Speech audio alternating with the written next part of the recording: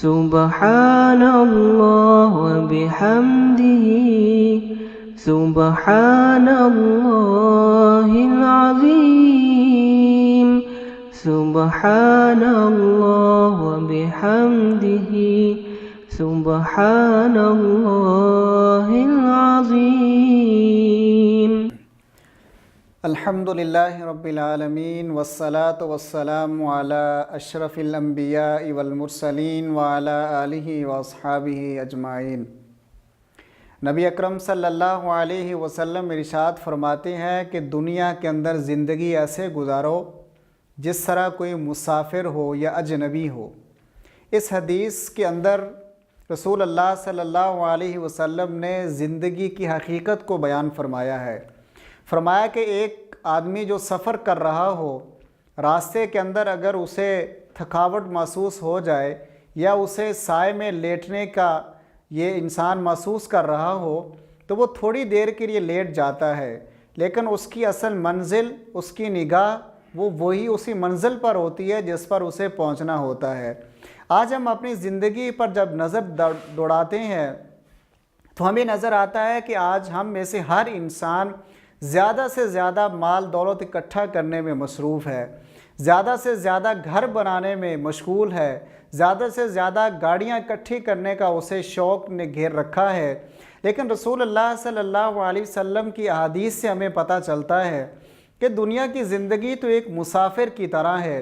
مسافر کسی جگہ پر تھوڑی دیر ٹھہرتا ہے، کسی اسٹیشن پر اتر جاتا ہے، کسی بس سٹاپ پر کھڑا ہو جاتا ہے، لیکن وہ وہاں بنگلے نہیں بناتا، وہاں وہ گاڑیاں اکٹھی نہیں کرتا، وہاں وہ بینک بیلنس کو بڑھانے کی کوشش نہیں کرتا، بلکہ اس کی کوشش یہ ہوتی ہے کہ وہ جلد از جلد اپنے گھر پہنچ جائے، اپنی منزل پر پہنچ جائے۔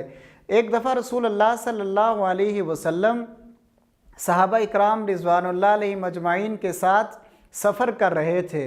راستے میں ایک بکری کا مردہ بچہ پڑا ہوا ملا جس سے بو اٹھ رہی تھی، جس پر مکھیاں بھن بنا رہی تھیں، جس پر گدھ اس ٹوٹ پڑے تھے۔ رسول اللہ صلی اللہ علیہ وسلم نے صحابہ اکرام سے کہا کہ آپ میں سے کون ایسا آدمی ہے جو اس مردہ بکری کے بچے کو 2 درہم میں خرید لے؟ صحابہ اکرام کہنے لگے کہ یا رسول اللہ صلی اللہ علیہ وسلم، بکری کا یہ مردہ بچہ جس کی قیمت تو کیا ہو سکتی ہے، اس سے تو کوئی قریب کھڑا ہونا بھی گوارا نہیں کر رہا، اور آپ یہ کہہ رہے ہیں کہ اسے خرید لیا جائے۔ تو رسول اللہ صلی اللہ علیہ وسلم نے اس موقع پر ارشاد فرمایا کہ میرے صحابہ، اللہ تبارک و تعالیٰ کے نزدیک دنیا کی قدر و منزلت، دنیا کی حقیقت اس مردہ بکری کے بچے کی اس موقع پر جو اس کی کنڈیشن ہے، جو اس کی کیفیت ہے، اس سے بھی زیادہ حقیر ہے۔